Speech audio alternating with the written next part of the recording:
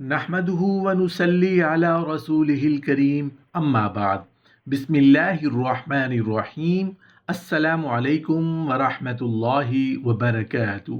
قیامت کا دن کیسا ہوگا؟ قیامت کا اذیت ناک دن، میدان محشر کی ہولناکیوں کا دن کیسا ہوگا؟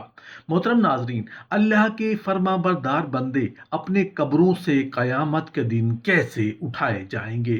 اللہ کے نافرمان بندے اپنی قبروں سے قیامت کے دن کیسے اٹھائے جائیں گے؟ موت سے پہلے توبہ نہ کرنے والی عورت اور موت سے پہلے توبہ نہ کرنے والے مردوں کو قبروں سے کیسے اٹھایا جائے گا؟ زانی مردوں اور زانی عورتوں کو قبر سے قیامت کے دن کیسے اٹھایا جائے گا؟ زبان دراز عورت کو شوہر کی نافرمانی کرنے والی، تنگ اور باریک لباس پہننے والی عورتوں کو قیامت کے دن قبر سے کیسے اٹھایا جائے گا؟ تکبر کرنے والے مردوں اور تکبر کرنے والی عورتوں کو قبر سے کیسے اٹھایا جائے گا کی مکمل تفصیل جاننے کے لیے ویڈیو کو آخر تک ضرور دیکھیے گا۔ محترم ناظرین، اللہ تعالیٰ کے کچھ فرشتے ایسے ہیں جن کے کندھے کے گوشت خوف کے مارے کانپ اٹھتے ہیں۔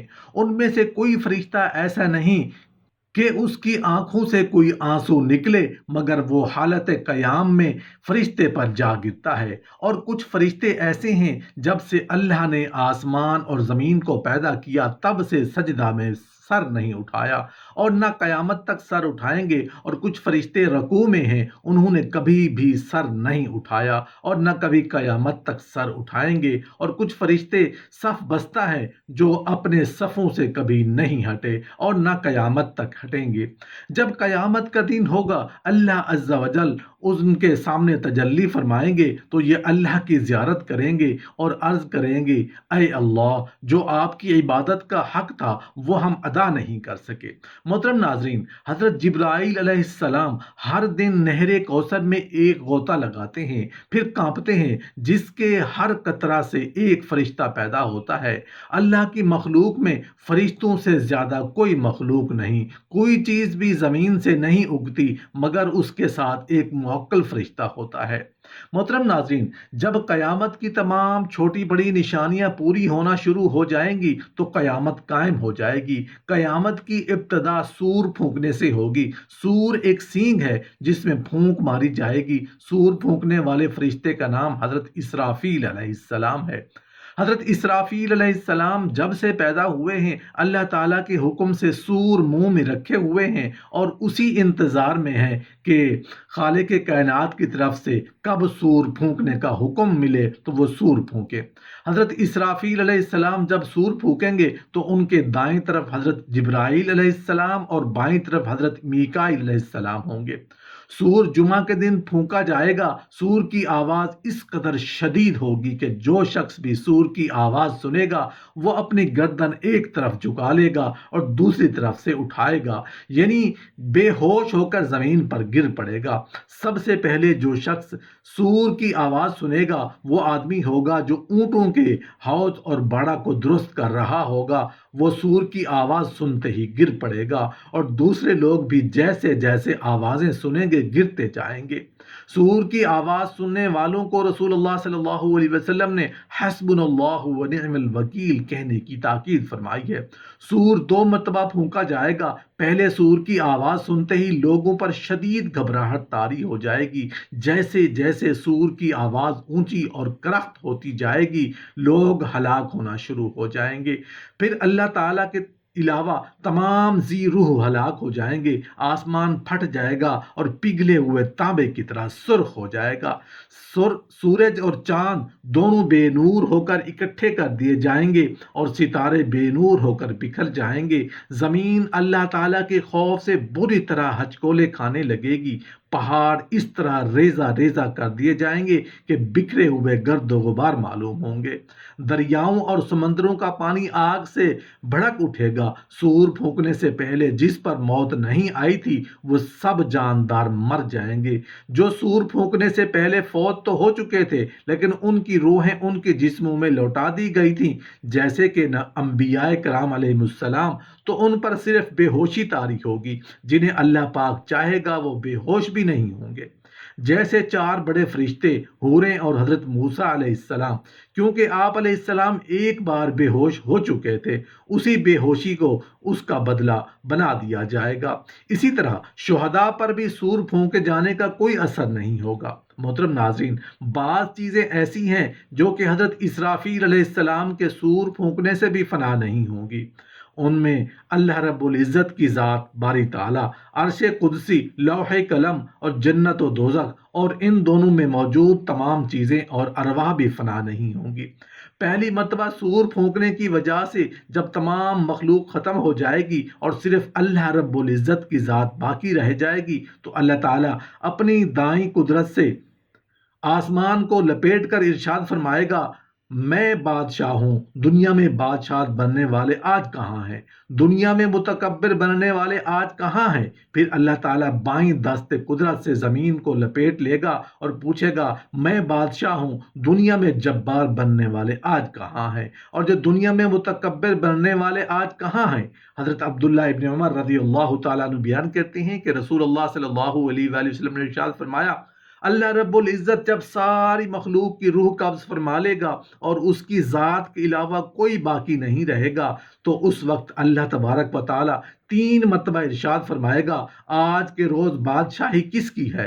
آج کے روز بادشاہی کس کی ہے؟ پھر ایک طویل سناٹے کے بعد اللہ رب العزت پھر خود ہی ارشاد فرمائے گا، آج کے روز بادشاہی اللہ وحدہ لا شریک کی ہے۔ پہلی مرتبہ سور پھونکنے کے کچھ عرصے بعد آسمان سے بارش نازل ہوگی جس سے انسانوں کی ریڑھ کی ہڈیوں سے ڈھانچے تیار ہوں گے اور پھر ان پر گوشت چڑھایا جائے گا لیکن جان نہیں ڈالی جائے گی۔ محترم ناظرین، 2 نفخوں کے درمیان 40 سال کا وقفہ ہوگا۔ اتنی مدت گزرنے کے بعد اللہ تبارک و تعالی آسمان سے بارش نازل فرمائے گا جس سے لوگوں کے جسم اس طرح زمین سے اگ پڑیں گے جس طرح سبزی اگتی ہے۔ حضرت ابو حریرہ رضی اللہ تعالیٰ عنہ فرماتے ہیں کہ ان کے جسم سے ایک ہڈی کے علاوہ باقی سارا جسم ختم ہو جاتا ہے اور وہ ریڑھ کی ہڈی ہے۔ اسی ہڈی سے قیامت کے دن لوگ پیدا کیے جائیں گے۔ محترم ناظرین، پہلی بار کے سور پھونکنے کے 40 سال بعد دوسری مرتبہ قبروں سے اٹھائے جانے کا سور پھونکا جائے گا۔ نفخ ثانی کی گرجدار آواز نفخ اول سے بھی زیادہ ہوگی، جسے سنتے ہی سارے لوگ اپنی قبروں سے اٹھ کھڑے ہوں گے۔ سب سے پہلے قبر سے تاجدار کائنات رسول اللہ صلی اللہ علیہ وآلہ وسلم تشریف لائیں گے۔ اس کے بعد حضرت موسیٰ علیہ السلام اپنی قبر سے اٹھ کھڑے ہوں گے۔ پھر باقی لوگ بھی اپنی قبروں سے باہر نکلنا شروع ہو جائیں گے۔ عام لوگ اپنی قبروں سے شدید گھبراہٹ کی کیفیت میں اٹھیں گے۔ گھبراہٹ سے محفوظ رہنے والوں میں انبیاء، شہداء اور فرشتے شامل ہوں گے۔ بعض کے نزدیک تمام اہل ایمان بھی گھبراہٹ کا شکار نہیں ہوں گے۔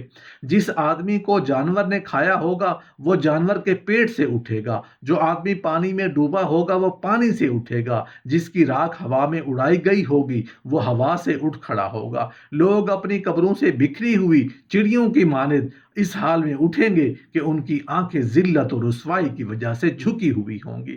لوگ پکارنے والے کی طرف دوڑیں گے اور کہیں گے آج کا دن بڑا کٹھن ہے۔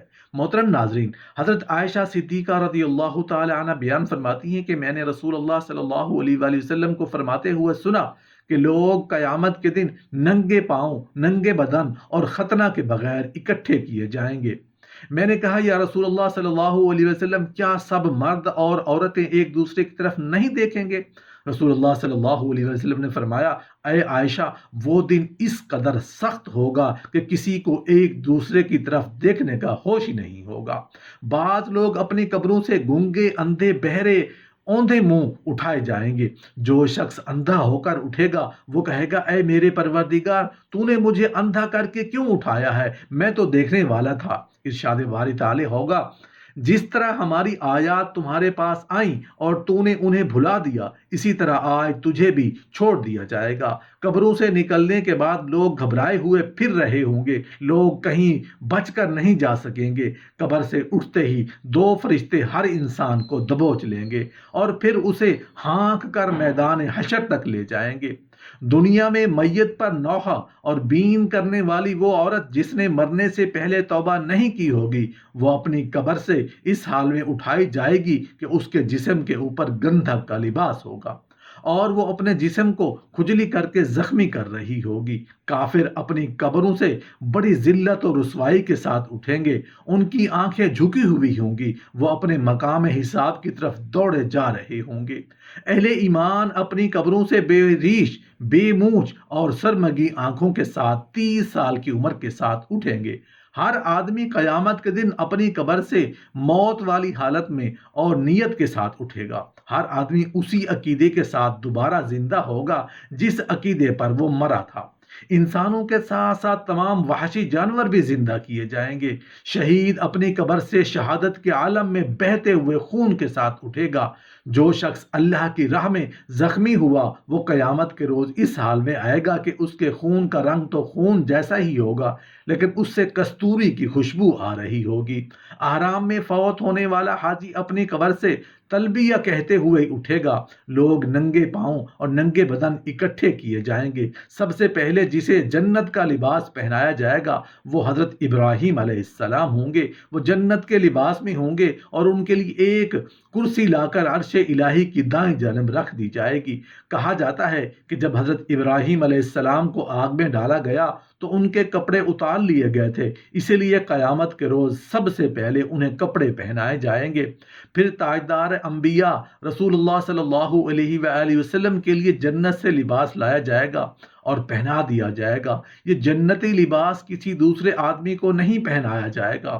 پھر رسول اللہ صلی اللہ علیہ وسلم کے لیے کرسی لائی جائے گی اور عرش الہی کی پائے کے پاس رکھ دی جائے گی۔ کچھ لوگ اپنی قبروں سے اٹھ کر پیدل میدان حشر پہنچیں گے، بعض لوگ سواریوں پر سوار ہوں گے۔ حضرت ابو ہریرہ رضی اللہ تعالیٰ عنہ روایت کرتے ہیں کہ رسول اللہ صلی اللہ علیہ وآلہ وسلم نے ارشاد فرمایا کہ لوگوں کو 3 گروہوں میں اکٹھا کیا جائے گا۔ ایک گروہ وہ ہوگا جو جنت کا شوق رکھنے والا ہوگا، دوسرا گروہ وہ ہوگا جو جہنم سے ڈر رکھنے والا ہوگا۔ یہ دونوں گروہ مسلمانوں کے ہوں گے اور ان میں کچھ تو ایک اونٹ پر 2 سوار ہو کر میدان حشر میں پہنچیں گے، کچھ لوگ ایک اونٹ پر 3 سوار ہو کر، کچھ لوگ ایک اونٹ پر 4 اور کچھ لوگ تو ایک اونٹ پر 10 سوار ہو کر پہنچیں گے۔ کافروں کو ایک آگ ہانک کر میدان حشر میں لے جائے گی۔ راستے میں یہ لوگ جہاں تھک ہار کر آرام کے لیے ٹھہریں گے تو وہ آگ بھی ٹھہر جائے گی، جہاں یہ لوگ رات بسر کرنے کے لیے ٹھہریں گے تو یہ آگ بھی وہیں ٹھہر جائے گی، اور جب یہ لوگ چلنے لگیں گے تو آگ بھی ان کے پیچھے ہوگی۔ یاد رہے کہ قیامت قائم ہونے سے پہلے بھی آگ لوگوں کو اکٹھا کر کے ملک شام کی طرف لے جائے گی۔ وہ آگ یمن کے شہر حضر موہ سے ظاہر ہوگی اور قیامت کی نشانیوں میں سب سے آخری نشانی ہوگی۔ کچھ لوگ اندھے اور بہرے ہونے کے باوجود منہ کے بل چل کر میدان حشر میں پہنچیں گے۔ ایک روایت کے مطابق شام کا علاقہ میدان حشر ہوگا، جبکہ دوسری روایت کے مطابق میدان عرفات ہی میدان حشر ہوگا۔ حضرت انس بن مالک رضی اللہ تعالیٰ عنہ سے روایت ہے کہ ایک آدمی نے عرض کیا، اے اللہ کے نبی، کافر اپنے منہ کے بل کیسے چلایا جائے گا؟ تو رسول اللہ صلی اللہ علیہ وسلم نے ارشاد فرمایا، وہ ذات جو 2 پاؤں پر چلا سکتی ہے، کیا وہ اس بات پر قادر نہیں کہ وہ اسے قیامت کے روز منہ کے بل چلا دے؟ حضرت قتادہ رضی اللہ تعالیٰ عنہ سے حدیث بیان کر کے کہا کہ ہمارے رب کی عزت کی قسم، وہ ذات ضرور اس بات پر قادر ہے کہ کچھ لوگوں کو فرشتے منہ کے بل گھسیٹ کر میدان حشر میں لائیں گے۔ اللہ تبارک و تعالی میدان حشر میں اس طرح ساری مخلوق کو اکٹھا کرے گا، ایک فرد بھی باقی نہیں بچے گا۔ میدان حشر کے زمین و آسمان ہمارے موجودہ زمین و آسمان کے علاوہ نئے تخلیق شدہ زمین و آسمان ہوں گے۔ نئی زمین ہر طرح کے فسق و فجور اور ظلم سے پاک ہوگی اور اس پر تمام فیصلے عدل و انصاف کے مطابق ہوں گے۔ اس دن زمین اللہ رب العزت کے نور سے چمک رہی ہوگی۔ لوگ صاف ستھری خاکستری رنگ کی زمین پر اکٹھے کیے جائیں گے جس پر کوئی نشیب و فراز نہیں ہوگا۔ دوسرے لفظوں میں زمین ایک صاف، شفاف اور چٹیل میدان کی طرح ہوگی۔ حضرت انس بن مالک رضی اللہ تعالیٰ عنہ فرماتے ہیں کہ رسول اللہ صلی اللہ علیہ وآلہ وسلم نے ارشاد فرمایا، جب سے اللہ تعالیٰ نے انسان کو پیدا کیا تب سے اس پر موت سے زیادہ کوئی سخت وقت نہیں آیا، اور پھر موت کے بعد کے مراحل بھی موت سے زیادہ سخت ہیں۔ بے شک لوگ حشر کی سختی سے دوچار ہونے والے ہیں، جس سے پسینے کی لگام آئے گی۔ اور لوگوں کا پسینہ اس قدر بہہ رہا ہوگا کہ اس پسینے میں کشتیاں چلائی جائیں تو وہ بھی چلنے لگیں گی۔ حشر کی گرمی، پسینہ اور طویل مدت سے تنگ آ کر لوگ دعا کریں گے، یا اللہ ہمیں حشر سے نجات دے، خواہ ہمیں جہنم میں ہی کیوں نہ بھیج دے۔ قیامت کے دن ایک آدمی کو منہ تک پسینے کی لگام آئی ہوگی اور دعا مانگے گا، اے میرے رب اس مصیبت سے مجھے نجات دے، خواہ مجھے اس کے بدلے جہنم میں ہی کیوں نہ بھیج دے۔ حشر کے روز سب مرد اور عورتیں ننگے پاؤں اور ننگے بدن کے ساتھ ہوں گے، لیکن خوف اور دہشت کی وجہ سے کسی کو کسی دوسرے کی طرف دیکھنے کا ہوش بھی نہیں ہوگا۔ کافروں کے خوف اور غم میں اضافے کے لیے جہنم میدان حشر کے پاس لائی جائے گی۔ حشر کی ہولناکیاں دیکھ کر کفار اور فجار کے چہرے سیاہ پڑ جائیں گے، کوئی انہیں اللہ رب العزت سے بچانے والا نہیں ہوگا، اور ان کے چہروں پر تاریک رات کے پردوں جیسی سیاہی چھائی ہوگی۔ حشر کے دن کئی چہرے غبار آلود ہوں گے اور ان پر سیاہی چھائی ہوں گی۔ یہ کافر، بدکار اور جھوٹ بولنے والے، تکبر کرنے والے لوگ ہوں گے۔ لوگ حشر کے دن اس طرح مشکل سے 50,000 سال کا عرصہ کھڑے رہیں گے جس طرح تیر کمان میں بڑی مشکل سے ٹھہرتا ہے۔ 50,000 سال کے عرصہ تک اللہ تبارک و تعالیٰ ان کی طرف نظر بھی نہیں فرمائے گا۔ حشر کے دن کی طوالت ہر شخص اپنے اپنے ایمان اور اعمال کے مطابق محسوس کرے گا۔ کفار کے لیے حشر کا آدھا دن ہی 50,000 سال کے برابر ہوگا، جبکہ یہ مدت مومن کے لیے بڑی معمولی سی ہوگی۔ لیکن سورج ڈھلنے سے لے کر سورج غروب ہونے تک کافروں کو حشر میں موت کی سختی جیسی تکلیف کا سامنا کرنا ہوگا، جبکہ اہل ایمان کو زکام جیسی تکلیف پہنچے گی۔ حضرت انس بن مالک رضی اللہ تعالیٰ عنہ بیان کرتے ہیں کہ رسول اللہ صلی اللہ علیہ وآلہ وسلم نے مجھ سے فرمایا، اپنی امت کے انتظار میں پل صراط پر کھڑا ہوں گا تاکہ وہ پل عبور کریں۔ اچانک حضرت عیسیٰ علیہ السلام تمام انبیاء کے ساتھ آئیں گے اور فرمائیں گے، اے محمد صلی اللہ علیہ وسلم، یہ انبیاء آپ کی خدمت میں حاضر ہوئے ہیں کہ آپ اللہ سے دعا فرمائیں کہ مخلوق کا فیصلہ فرما کر جہاں چاہے اسے بھیج دے تاکہ جس تکلیف میں وہ مبتلا ہے اس سے نجات ملے۔ مخلوق خدا کو پسینے کی لگام آئی ہوگی، اہل ایمان کو حشر کی تکلیف زکام کی تکلیف جیسی محسوس ہوگی، جبکہ کافر کو حشر کی تکلیف موت کی سختی سے بھی زیادہ ہوگی۔ میدان حشر میں سورج 1 میل یا 1 گز کے فاصلے پر ہوگا اور لوگ اپنے اپنے اعمال کے مطابق پسینے میں ڈوبے ہوئے ہوں گے۔ بعض لوگوں کا پسینہ صرف ایڑیوں تک ہوگا، بعض کا آدھا پنڈلیوں تک، بعض کا گھٹنوں تک اور بعض کا پسینہ پیٹ تک ہوگا۔ کچھ لوگوں کا پسینہ کمر تک، کچھ لوگوں کا کندھوں تک اور کچھ کا گردن تک ہوگا، کسی کا پسینہ منہ کے درمیان تک ہوگا۔ یہ بیان کرتے ہوئے رسول اللہ صلی اللہ علیہ وسلم نے اس طرح اشارہ فرمایا جیسے کسی کے منہ میں لگام ہو۔